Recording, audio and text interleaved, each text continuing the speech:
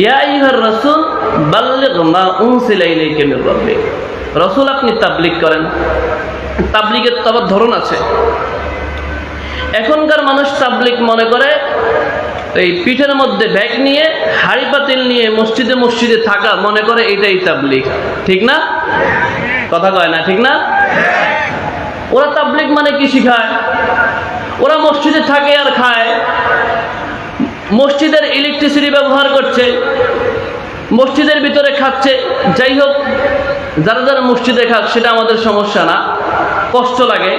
এরা মানুষকে আকীদা শিখায় না, এরা মানুষকে হাদিস শিখায় না, এরা মানুষকে কোরআন শিখায় না, এরা মানুষকে সুন্নাহ শিখায় না। ফাজাইলে আমল নামক একটা বিভ্রান্তকর কিতাব, একটা যেই কিতাবের মধ্যে কোরআন ও সুন্নাহর বিরোধী হাজার হাজার বক্তব্য আছে। এই ফাজাইলে আমল তাদের একমাত্র গ্রহণযোগ্য কিতাব। এরা কোরআন হাদিসকে মাইনাস করে ফাজাইলে আমল দিয়ে দিনের পর দিন এই জাতিকে গুমরাহ করছে। ঠিক কিনা? এদের সংখ্যা বিশাল হতে পারে। বড় বড় আল্লামা তাদের দলে যোগ দিতে পারে। বড় বড় আল্লামা তাদের দলে, বড় বড় টুপিওয়ালা পাঞ্জাবিরা পাঞ্জাবি পরে তাদের দলে, তাদের মাঠে বক্তব্য দিতে পারে।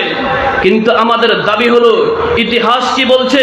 এই জাতিকে যুগে যুগে যারা বিভ্রান্ত করেছে, এই বাংলার জমিনে ভারত উপমহাদেশে যুগে যুগে যারা শিরক বেদাত চালু করেছে, এরা কেউ সাধারণ মানুষ নয়।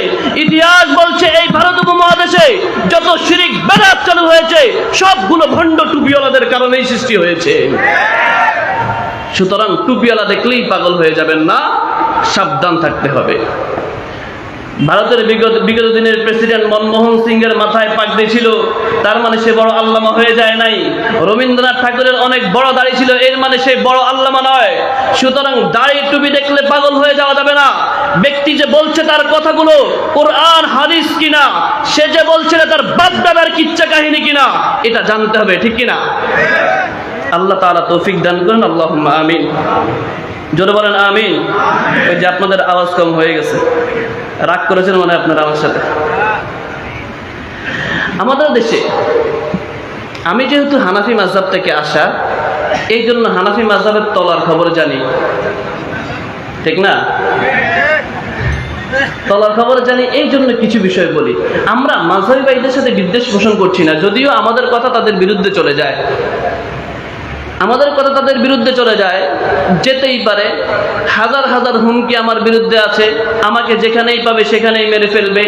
বহুত মাহফিল বন্ধ করে দিয়েছে, বহুত জায়গায় আমি মাহফিলে গিয়েছি, খুতবায় গিয়েছি, সেখানে আমাকে খুতবা দিতে দেওয়া হয় নাই, মাহফিল করতে দেওয়া হয় নাই। কর্তৃপক্ষ নীরবে আমাকে অন্য জায়গা দিয়ে পাঠিয়ে দিয়েছে। এমন ঘটনা ঘটেছে, আমাকে মেরে ফেলবে, বহুত হুমকি হচ্ছে। কিন্তু আফসোস এবং দুঃখ ওই জাতির জন্য যারা হুমকি দিচ্ছে, মৃত্যুর ভয় দেখাচ্ছে। ওরা তো জানে না,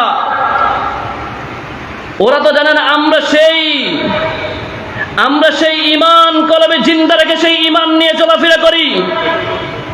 ঘর থেকে যখন বের হই তখন এই নিয়তে বের হই, রাস্তাঘাটে যে কোনো জায়গায় যে কোনো অবস্থায় মৃত্যুবরণ করতে পারি।